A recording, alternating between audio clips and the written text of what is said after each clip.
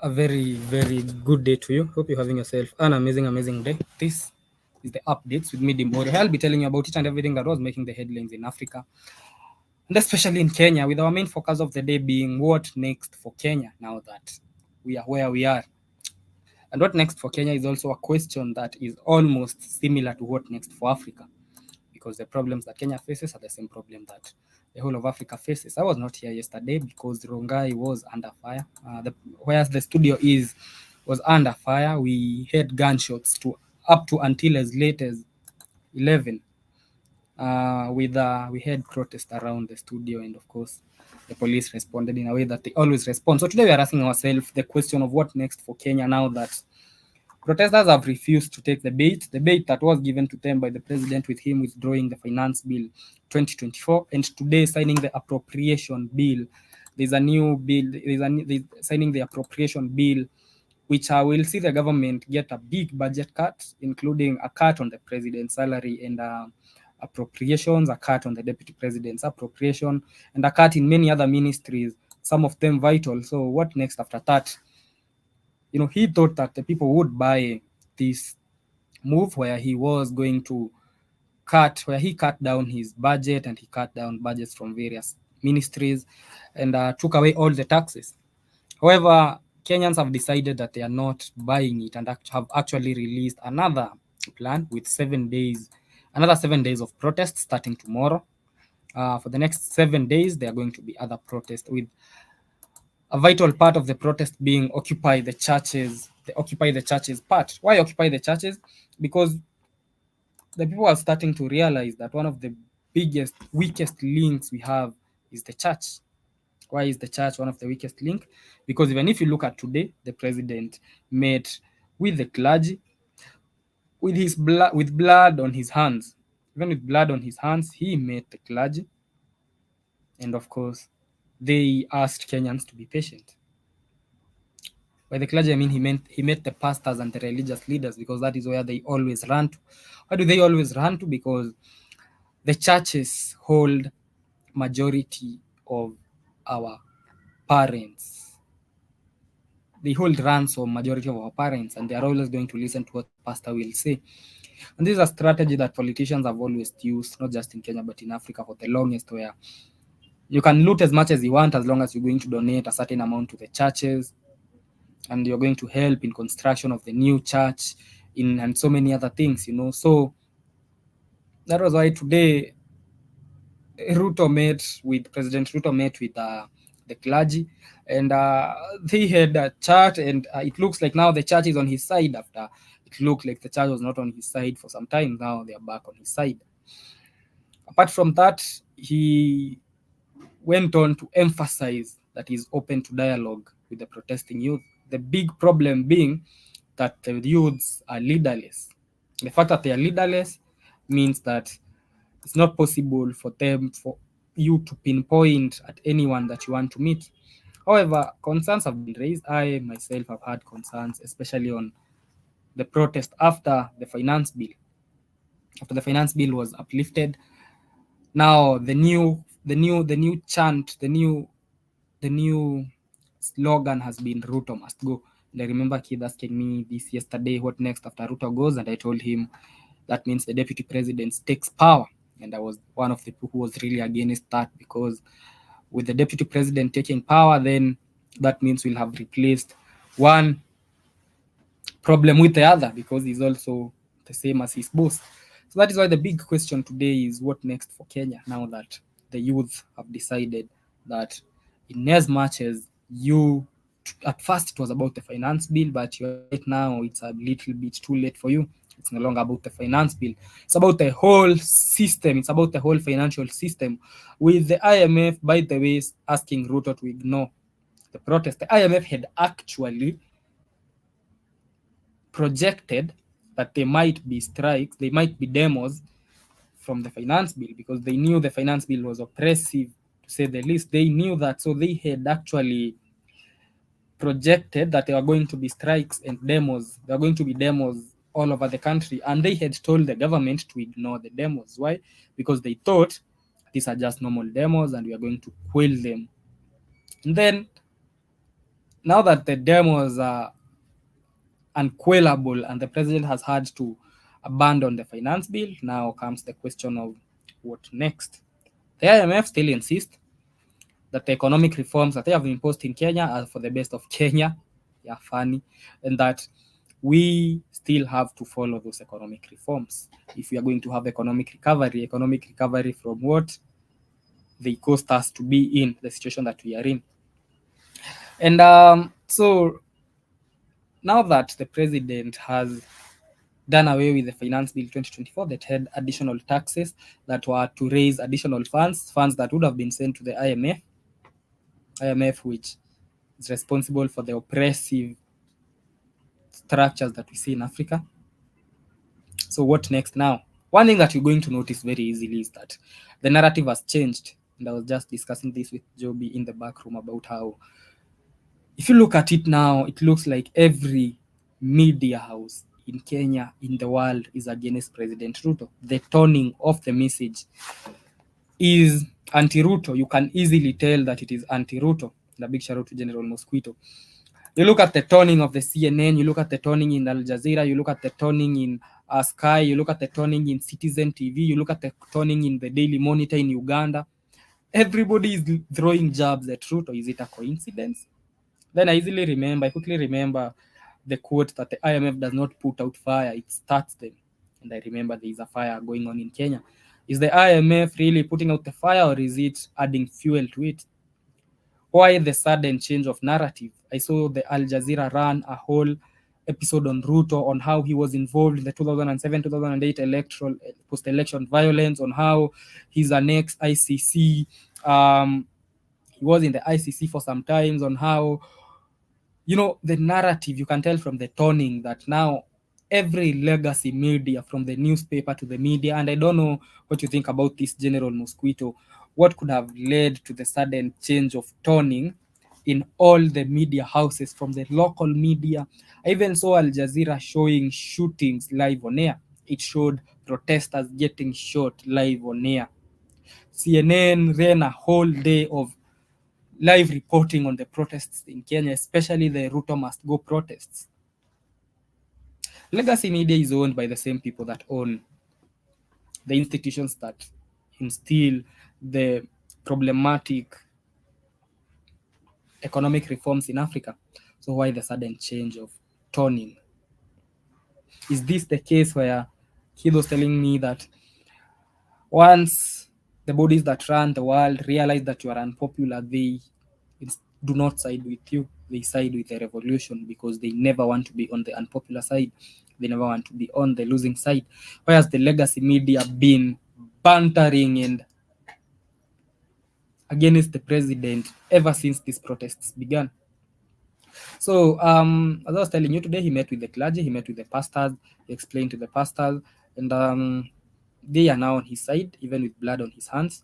Yesterday in Rongai, yesterday in Nairobi, there were protests that happened all over Nairobi, and near the studio, they killed about 4 people, including 2 children who were in the demonstrations.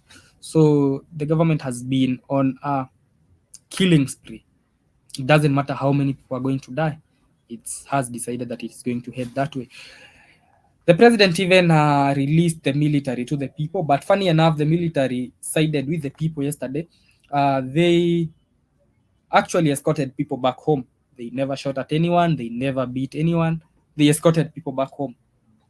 That is how our military is a bit disciplined in comparison to our police force, because we have a very rogue police force, very, very rogue.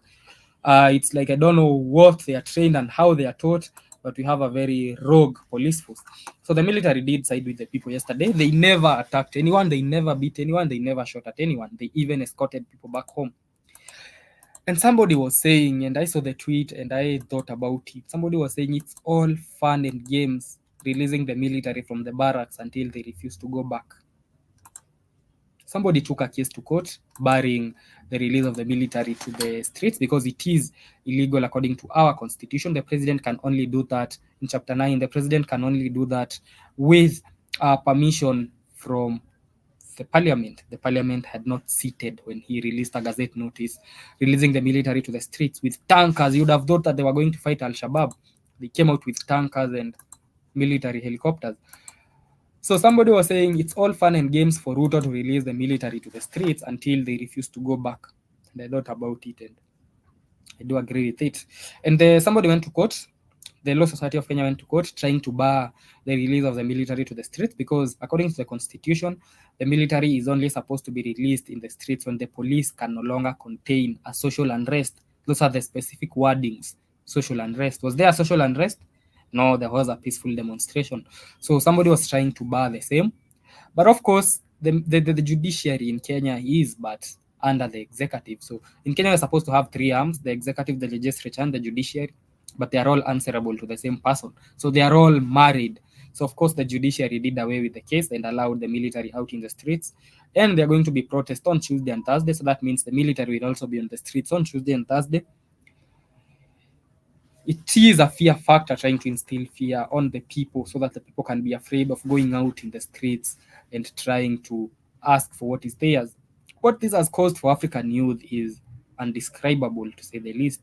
Uganda is planning its own march on the 27th of July. Tanzania is planning its own protest. So is Ghana. So that is what we have shown Africa, that it is indeed possible to stand up against regimes, against oppressive regimes. It is indeed possible for the youth to be on the forefront. Of course, people are going to die. People died. More are still going to die because of the protests that are still planned. So the government is not going to stop at killing people. It's still going to kill more people. But we did show the youths of Africa that once we put tribalism aside, once we put classism aside, once we put all the other bullshit aside, it is indeed possible to win against a regime, an oppressive regime. I wanted to share a video of how Kenyans stormed parliament. I saw a video today, and it is one of the most courageous things that I've ever seen, of how they were entering parliament with gunshots being fired.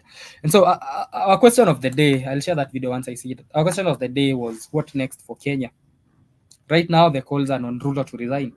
Ruto, the calls that are echoing everywhere is that Ruto must go. However,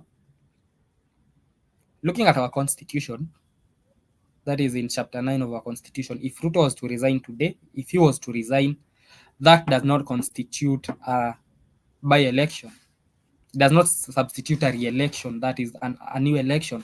That will mean the deputy president will be in power for the remainder of the term. So those are some of the technicalities that some people are not getting and that we need to get so that we can be specific on what we are asking for. So if we ask for Ruto to resign, that means he will resign and the deputy president will be in power. If the deputy president and the president both resign, then that means the speaker of the parliament will be the one in power. That still will not constitute a new election. So the speaker of the parliament will take over as the president if they both resign. If the whole government is broken down, resigns, assuming we protest and we fight in the streets until the whole of the government resign, then I checked in the constitution and it does not envision such a situation. It doesn't envision a scenario like that in the whole constitution. Might be wrong, but from what I looked at and read through the whole of it, it doesn't envision such a situation. So that means there will be a constitutional vacuum, and what might happen is the military might take over. So those are the three options that we have. Either the president resigns and we have the deputy for the remainder of the period up to 2027. Those are the next, how many years? 2 years, because we're headed to 2025. Or they both resign and we have the speaker of the parliament, or the whole government goes down and we have a constitutional vacuum where I'm not sure what is going to happen in cases of a constitutional vacuum. The military might take over for a transitional period, or it might just take over. So I don't know. The constitution does not envision such a scenario, the ones who drafted it, never saw a situation where the whole government might resign. So that is the question of what next for Kenya now that we have said that we do not want anything to do with this murderous regime that is murdering even children. I told you yesterday they killed two children, two kids near the studio, one 5-year-old, another 9-year-old. The 5-year-old had 9 bullet wounds. 9. It wasn't even a stray bullet. You don't get shot 9 times accidentally. 9 bullet holes. 9 bullets, 9 rounds. That is about an AK-47 has how many bullets? Because they use an AK-47, about 32. So it's almost a quarter. That policeman sprayed a quarter of his ammo on a kid. So we do not want anything to do with this oppressive regime. That is for one. The question is on what next. Now that it looks like even the powers that run, the ones that Keith called the cats with the small hats, I don't know, but it looks to me like they are almost giving it up on Ruto too, because as I was saying, you look at the toning of the messaging, the toning and the messaging of what has been happening in the legacy media, in CNN, in Al Jazeera, in Sky, in the local media, you're going to quickly notice that the toning has changed and they are all anti regime. So now that the bill is not going to be signed, the finance bill that was problematic, that heads in increase in taxes of almost everything, then that the government did take pay cuts in an effort to woo the voters, to woo the youth, to think that the government was actually on their side. The pay cuts include even a pay cut on the president himself, pay cut on every government ministry. And another conflict arises. The IMF still insists that Kenya has to go ahead with its economic reforms, which it says are to bolster an economic recovery for Kenya. The president has written to parliament today asking for the withdrawal of the bill, which the IMF still insists should go on. IMF actually told the president to ignore the protests. So there comes the first conflict. And I wonder, can that be the reason why we are starting to see a shift in narrative in all the media houses? Even so, the shift is in every. You look at the Economist, you look at articles written by, especially the Economist. The Economist has been writing articles going after the president. The IMF still insists that Ruto has to broaden the tax base and that it has to introduce new taxes and increase on the revenue collection because Kenya owes IMF a lot of money. So it is because the IMF is set to lend Kenya 465 billion. And one of the conditions for it to lend Kenya this amount, and this amount is vital because it is part of the national budget. As they were writing the budget, they did include the money they were going to borrow. Now that the finance bill being removed has seen a reduction in the budget by a lot of money, I don't know if the government is still ready to lose another 465 billion from the IMF. But as I told you, the president has today written to parliament withdrawing the entire finance bill, has withdrawn the entire finance bill, which the IMF still advises the government to go on with, saying ignore the protests. Economic reforms are more important than the lives you're going to lose. It's actually telling them it should stand firm. The exact wording was stand firm on the bill's passage. Those were the exact words from the IMF. The Bretton Woods institution is saying that the risk was medium. I'm reading the exact wordings from the IMF. They said the risk was medium and thousands of youths going to the streets countrywide is not reason enough to not broaden the tax base. The IMF asked Ruto to remain committed to reforms under its program, and as it warned that in case the bill is withdrawn, there will be a shortfall in revenue collection, which is not advisable. So the exact wordings were, despite positive development, a significant shortfall in tax revenue collection and deterioration in the primary fiscal balance of the year 2023-2024, to program's target is expected to keep domestic borrowings need elevated. As a result, interest payments have increased, putting pressure on public debt even after the latter benefited from a strengthened shilling. So me thinks that this might be among the reason why there's been a shift in, it looks like now the Briton Hood is against the president, because just my 2 cents, I might be wrong, because as I said, the wording, the toning, the messaging of how the media has been portraying the demonstrations, the media was the first one to talk about Ruto must go, even before the youths did. I reported on this on Tuesday. I was shocked because we were in the streets talking about reject the finance bill, but CNN did report on Ruto must go. There were a few Ruto must goes on last Tuesday, but majority of the people are fighting for the finance bill. Then, now they are fighting against the regime. But among the first bodies that popularized the Ruto must go slogan, among the first bodies that talked about the same, was the legacy media, especially the international legacy media. The exact wordings they used was that Ruto is under pressure to resign. Was he under pressure to resign back then? No, he wasn't. People were just after the finance bill. In the first week of the protests, people were not even after the president. That is why they were going for the MPs. They were after the finance bill.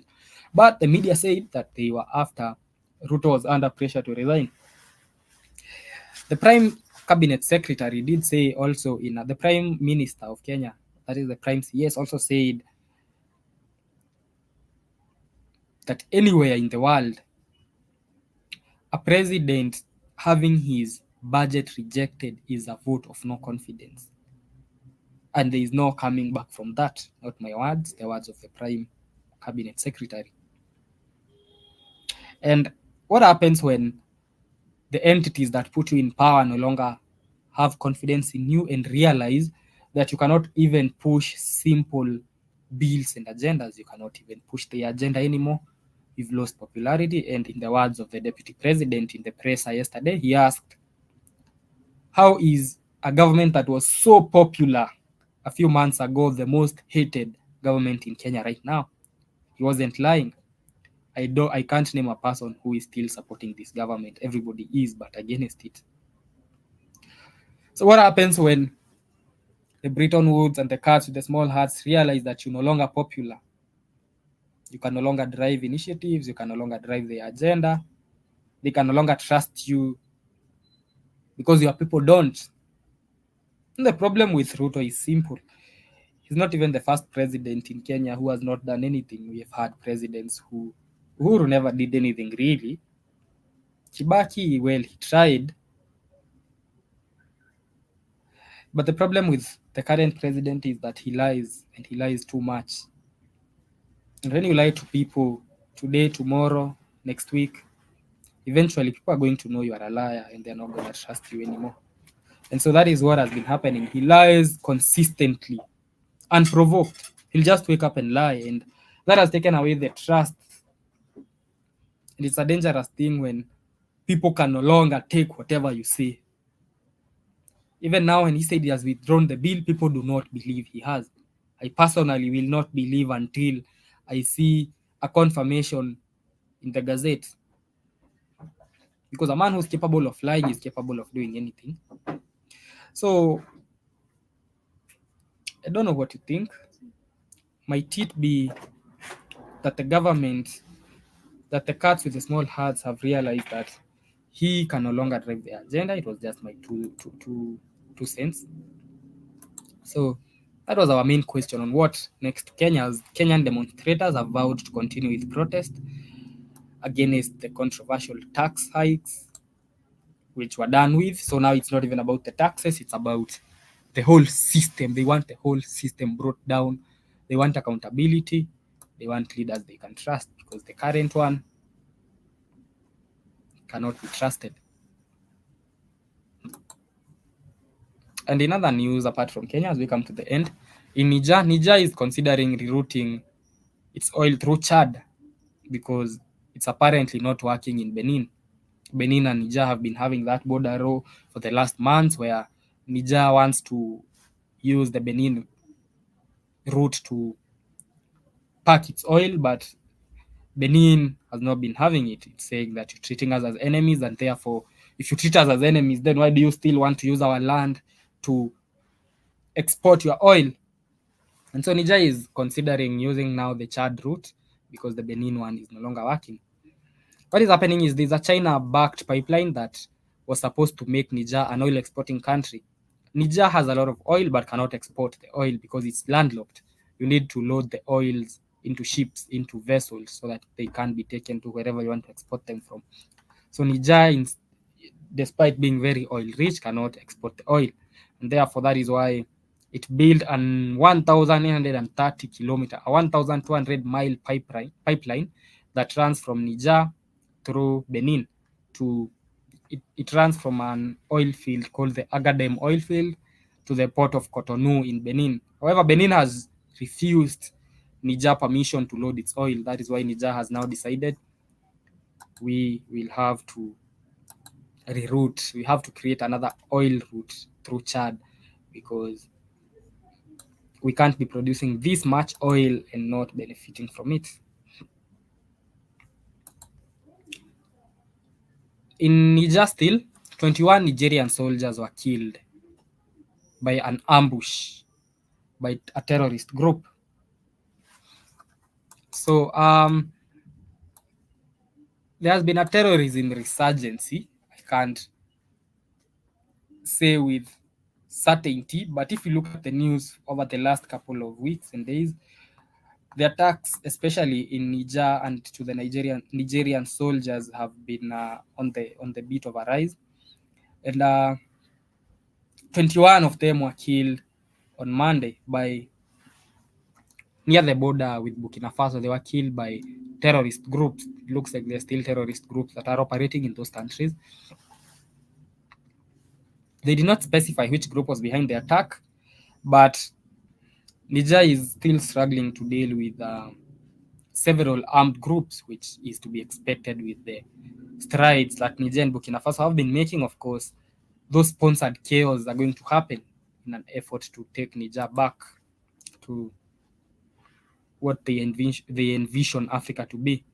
So Niger and Burkina Faso have been having that resurgency, and it was for this reason that Niger has refused to open the border with Benin, because it doesn't trust Benin at all. It actually thinks Benin is going to be used as an inlet, as an insecurity inlet.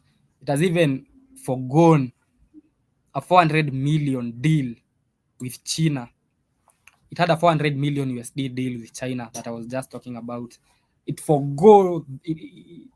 left that deal. So all Niger needed to do was to open up the border with Benin, and the 400 million deal would have materialized, because the Benin would have allowed Niger to load its oil through the Cotonou port. However, they withdrew. They refused to open the border at the expense of 400 million. So they know how targeted they are now that they look like they are trailblazing a whole new generation of African nations are looking up to them. Everywhere you go in Africa, they are looking up to Niger and the Sahel on how they can emulate the same. So these are to be expected: the wars, the sponsored chaos, the attacks on Nigerian soldiers, just to create that social unrest, just to create that feeling that Niger is unsafe, so that that social unrest is what they benefit from. If you look at Somalia, if you look at Ethiopia, if you look at that is the social unrest, they really benefit from the same. As we come to the end, this has been the updates with me, Dimore. I was telling you about Kenya and its anti-finance bill protests, which have now became turned into Ruto must go protests, with Niger planning to build to change its pipeline from Benin to Chad, and with 21 Nigerian soldiers getting killed by terrorist group. So enjoy the rest of your day. Job is coming up in a bit. It's always a pleasure, ladies and gentlemen.